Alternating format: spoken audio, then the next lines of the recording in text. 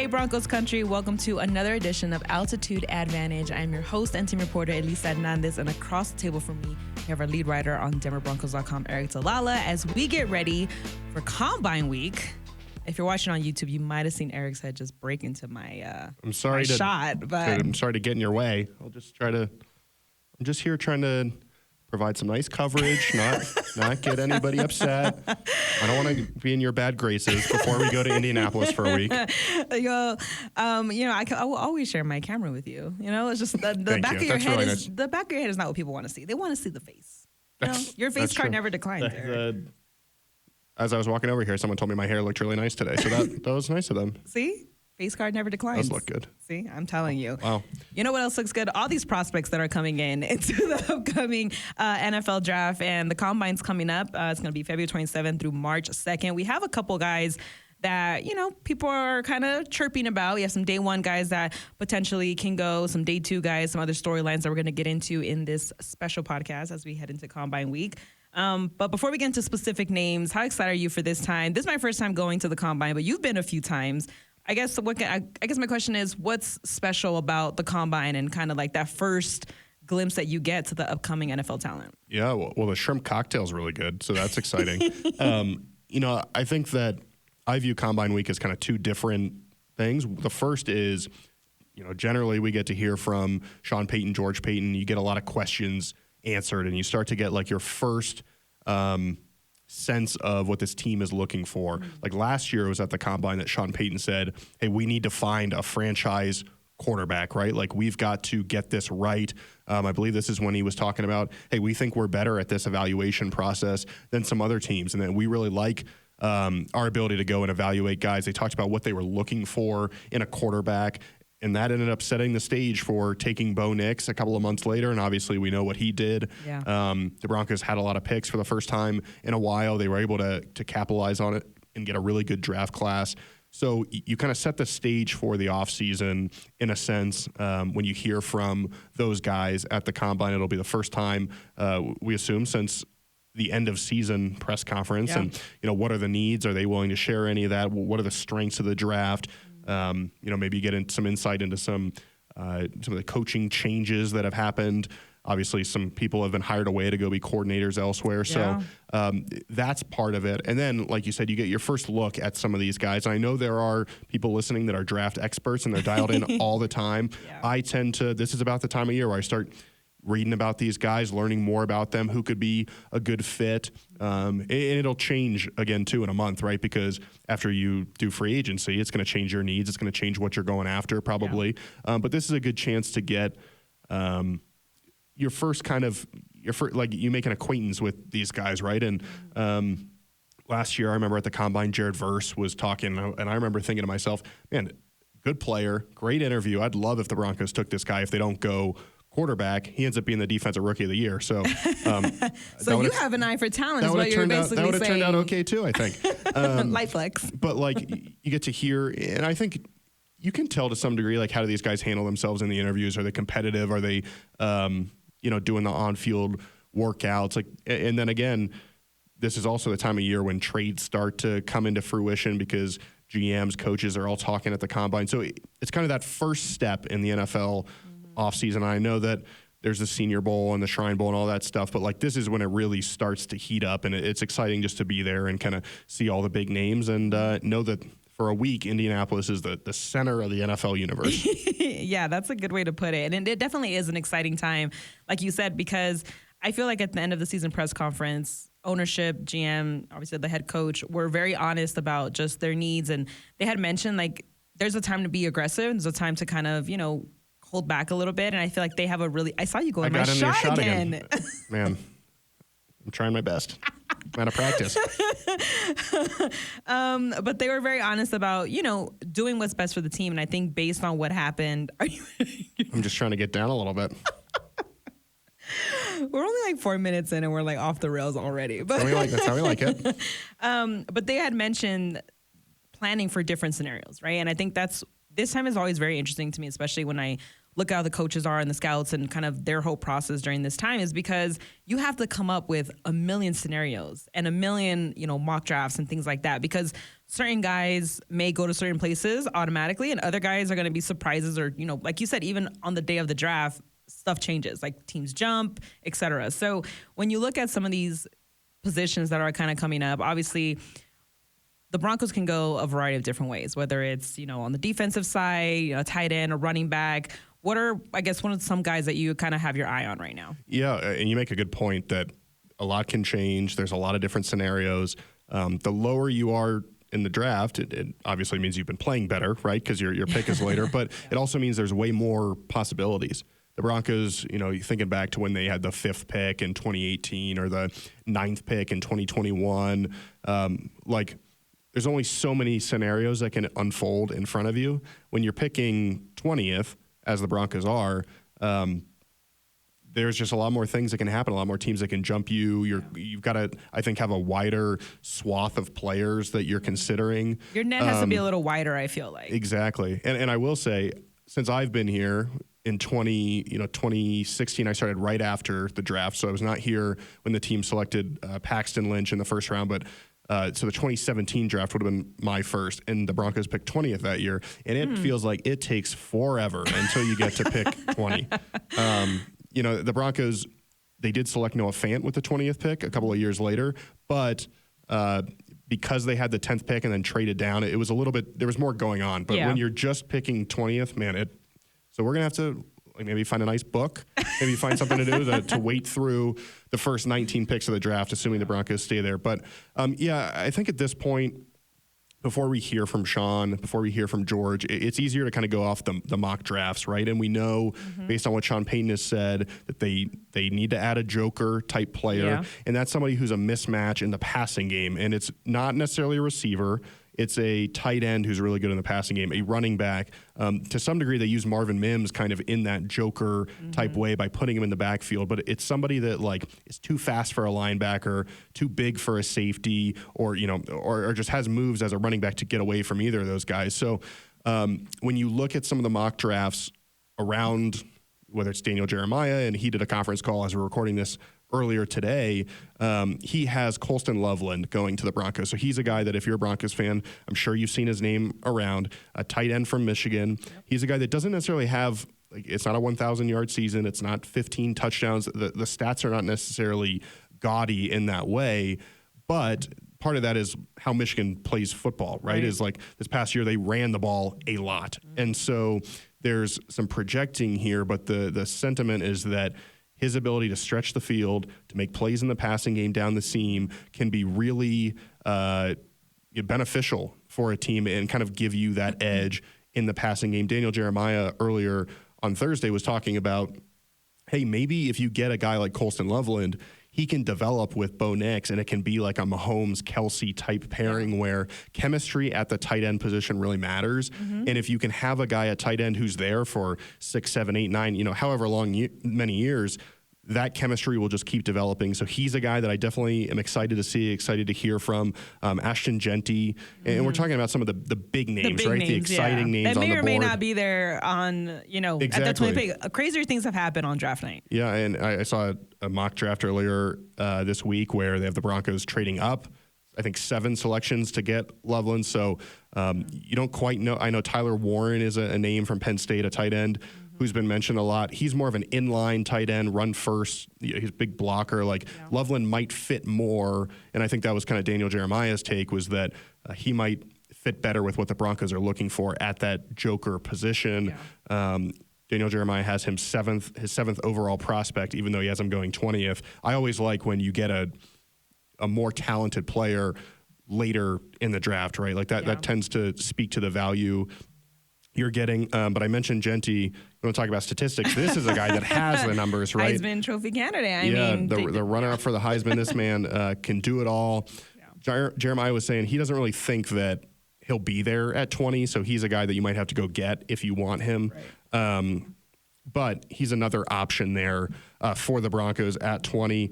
And then just kind of pulling up a couple of other names to be aware of. Wide receiver Emeka Egbuka from Ohio State. He's a guy that's had multiple 1,000-yard seasons.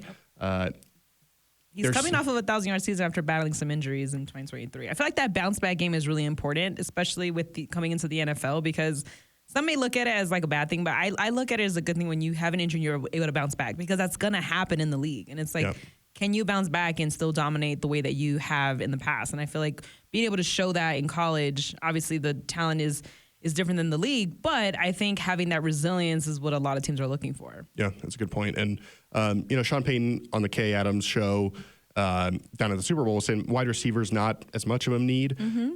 It's hard to tell this time of year what's true and what's not, right? and so I'm just interested to see. He's a guy that people talk about the great receivers that Ohio State's had. He hasn't necessarily been like the guy until maybe this past year, but still a really good football player that you could maybe get there. Sure.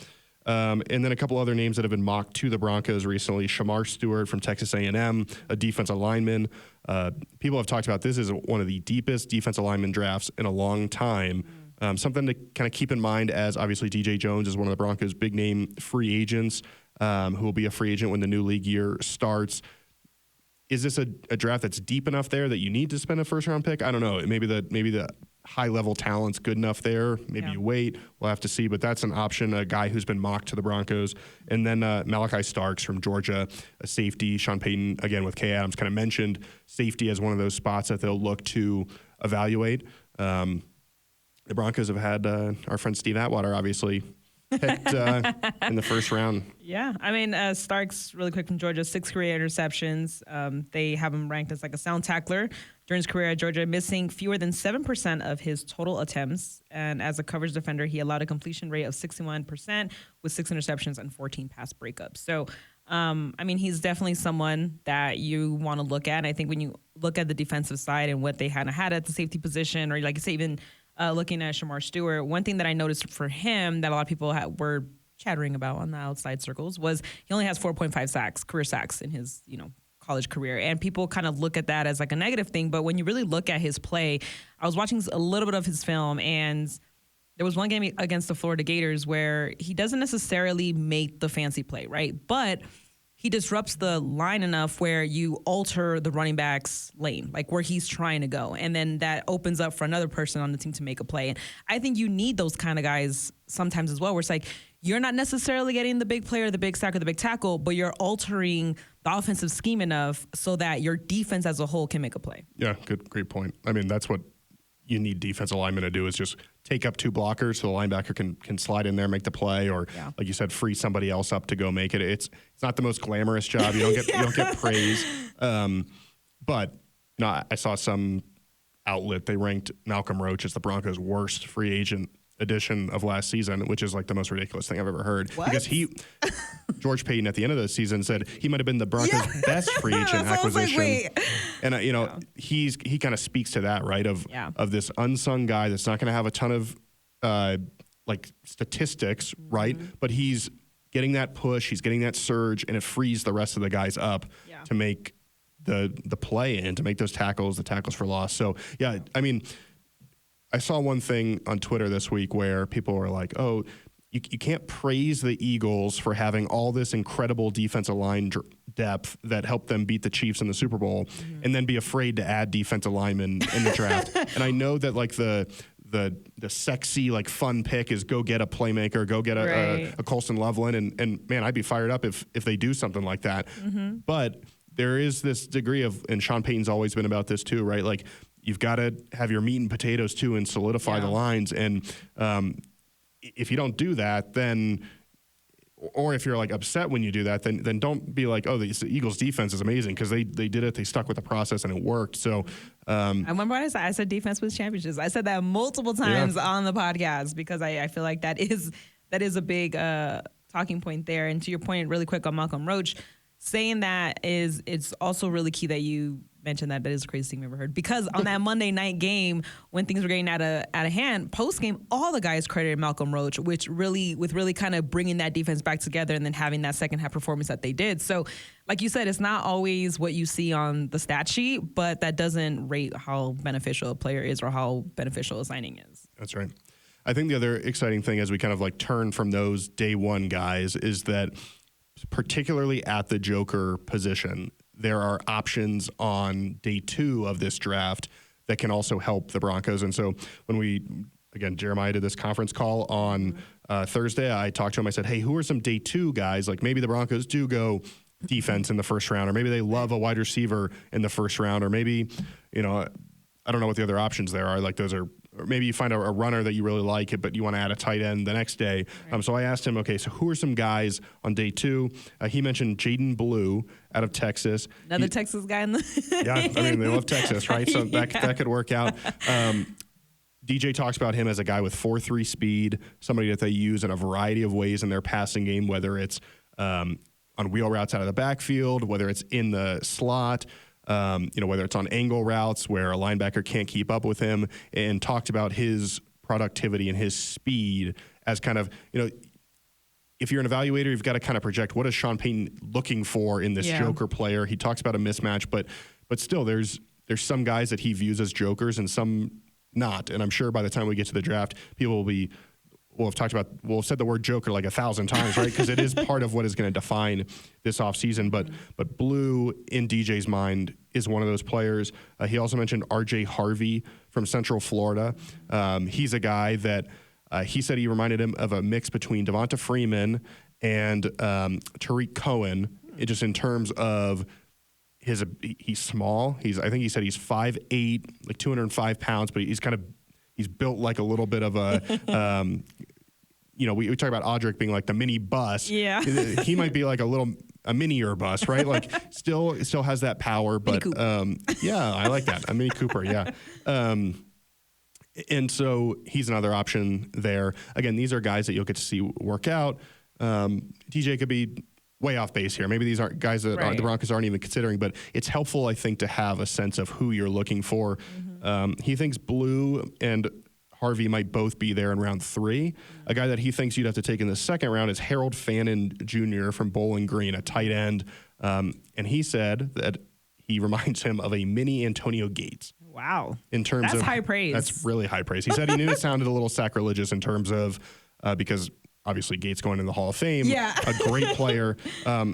No pressure, Mini, kid. in terms of Fannin's a little bit smaller than Gates, but he said in terms of how he runs his routes, how he moves around, a little bit Gates-esque, right? So those are 3 guys. If you're looking for, okay, we're not quite yet to the point where we're seeing a ton of 3-round mocks or 7-round mocks. Like a lot of it is still focused on round 1. And Sean Payton talks about this a lot of, hey, 99% of the attention is focused on the first round, but you've got 6 or 7 other picks, right, that are really important too. And we saw guys this year, whether it was Jonah Ellis or Devon Vele, Troy Franklin, Chris Abrams-Drain, could go on and on, that wasn't Bo Nix, but they made a big impact on this season. So those are a couple options for day 2 that Daniel Jeremiah is watching for Denver. Right. I think you make a really good point about, of course, all the lights and the glamour, you look at round 1, but a lot of the gems have been found in those later rounds. I mean, looking at the Chiefs roster, they got Isaiah Pacheco, running back, who ended up being really great for them. His first 2 years, obviously winning 2 Super Bowls with them as well. And then you have guys like are currently on the Broncos, like the Jonathan Coopers that were late rounds as well, and then come back and he had a, I believe double-digit sacks this season. I believe it was like a 10 or 11. But, you have these guys that kind of work their way up, and that grit and the resilience really just kind of rub off on these players. Nick Bonito's, of the world that were drafted late, but they're able to come in and make an impact because the way that this team is kind of being built, you have like these young and hungry guys. And Sean Payton had mentioned it, close to the beginning of the season where he's like, young and hungry can be dangerous, and then he mentioned on Kay Adams' show, like, we're going to be a problem next year. And that problem is good when you have guys that are going to buy into what is being built here in Denver. And like I said, you're going to go and get that first round guy, but those late round guys, I feel, really kind of build out that bigger picture of your rookie class. And this rookie class was really great coming off of this season. Definitely. And they've got to hit again. You can't just have, we've talked about it, you can't just have one class. You got to keep stacking it, right, and find ways to build. That's how you build dynasties. Well, how you build. Man, I like it. High expectations. Well, you're setting the bar high. They're building blocks. I think kind of just like wrapping up the week here, there are things to keep an eye on beyond what the Broncos have in terms of what they're looking for at the joker position or what we hear from Sean Payton, George Payton. Being in Denver, obviously there's a high degree of interest in CU and what they're doing there. Yeah. I believe the Buffs have 4 guys who will be out there in Indy. Shador obviously, and he's a guy that's been connected a lot to the Raiders. So if he went there, that would be a really interesting dynamic. Just because I think you'd have some conflicted CU fans. If you're a CU fan and a Broncos fan, like maybe you want to see like, like when you have a player that you like a Tim Patrick, he goes to Detroit. It's like, I want him to be great every week, except against us. Like, if somebody goes to the Raiders, do you really want that? Like, I'm not sure I'm not sure I'd want that any week, right? So that would be interesting for a CU Buffs fan if Shedeur ends up going there. Travis Hunter, obviously projected as a top 3 pick. Jimmy Horn and LaJohntay interesting to see where he lands too, because he Travis loves Colorado. But he is not making it to 20. You never know. Whether it's New England or Tennessee or Cleveland, I'd be surprised if he slips past there. But anything past 4, I'll be shocked. But we'll see there, and then Jimmy Horn, LaJohntay Wester in terms of receivers, we'll see how those guys where they kind of pan out, and then one CSU guy. So if you're a CU fan, you can stop listening now. But Torrey Horton, a receiver as well from CSU, who will be there. So we'll kind of keep an eye on those guys, see how they do, see what they're up to that week. The other story that I'm interested in, I know that we'll see if it's a fit player-wise, right? Like the Broncos have receivers, and Sean Payton, like I said, talked about maybe that's not as big of a need as people might think. And they just drafted a couple of guys last year in Troy Franklin and Devon Vele, who, obviously Troy, kind of the speedy guy, Devon, the possession guy. But all that said, and speaking about development, you want those guys to also develop with Bowen. Yeah. And they've had sparks of that, Right. But all that said, Tez Johnson is coming out of Oregon, for those people that don't know, and there's been some really great like documentary type pieces done. Tez Johnson is Bo Nix's unofficial, I think, adopted brother. Bo's family took him in, and they've got a really close bond. There was a cool story that ran before the playoff game, the Oregon's playoff game earlier this year, and just a really cool bond there. And he's spoken a little bit about what Bo's meant to him and in that process. And so I think just from a human interest story, that's a cool thing. And whether he ends up in Denver or not, I'm sure Bo will be rooting for him. And hopefully he does well at the Combine. So excited to get out there, excited to see all these guys and kind of take that first step toward the draft. Yeah, I think we all love those full circle moments, especially when it comes to either human interest side or a college whether it's rival or teammate side, you kind of like those full circle moments when they kind of come back to you. But the Combine is always an interesting time because, everyone looks at these drills and there's always something that happens. Some guy is really fast and it just kind of breaks everybody's mock drafts. So that's one of my favorite things of the Combine is that it's anybody's time to shine, and you really have to go out there and just play your game. And whether it's the drills or the 40-yard dash or whatever you do, but I feel like it's the best time to really spotlight yourself. And literally, like all these mock drafts, I feel like they change every single day after the Combine. That's true. We're still far away. I mean, we're still about 2 months away from. That sounds like a long time, but it's really not. Can you believe the Super Bowl was last a week and a half ago, and it's already going to be Combine time? It comes quickly. It doesn't stop. But it's fun. It's exciting, and if you're a Broncos fan, you can't wait to see these guys get back on the field. So, And man, it's nice to go through this process and not have to be wondering who's the quarterback, right? you know who the quarterback is. I don't know what that feels like. That's true. I've been spoiled. That's true. I've been spoiled. But you know what? Broncos country is going to continue to be spoiled with the great talent that's going to come in this upcoming draft. So again, the NFL Combine, February 27th through March 2nd. Of course, we will be there in Indianapolis. I'm excited. It's going to be cold, but I'm very excited. Nerving. So I'm really looking forward to it. Of course, we're going to have you covered with all the information. Make sure you go to denverbroncos.com. Aric DiLalla, our lead writer, is going to make sure he has all the information you need. One-stop shop for you guys. So once again, we appreciate you listening to another episode of Altitude Advantage, and we will see you next time.